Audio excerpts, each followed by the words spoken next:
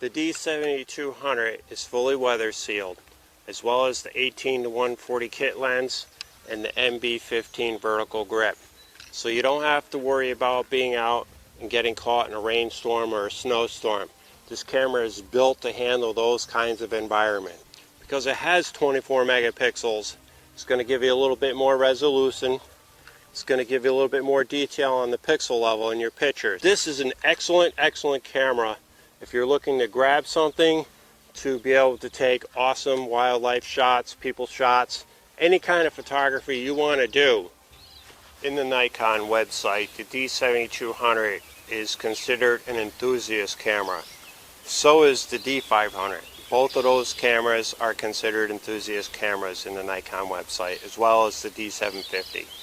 There's plenty of working photographers out there that use enthusiast cameras for commercial work and earn a living with these cameras. But don't be discouraged if people are saying, you know, give me your equipment list if they're looking to hire you to do a job. The equipment that you use to do the job means absolutely nothing. It's your experience as a photographer and how you use that equipment that matters. Anyone that asks you up front is the first thing is, what do you have for camera equipment? Obviously they don't know anything about photography. They're just looking for someone to spit out the right names and numbers. So you could say, oh yeah, I have a Hasselblad H6D, and they're going to think you're an extremely talented professional photographer because you own a $40,000 camera. Well, it's not the camera that takes the pictures, it's the person behind the camera.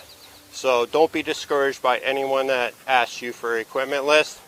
You tell them the equipment doesn't really matter, it's how I use the equipment. I do use these pop-up flashes a lot if I need flash in a pinch, or if I want to control other speed lights.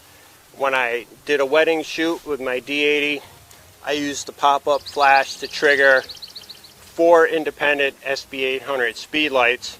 Everything can be controlled right from the back of the camera.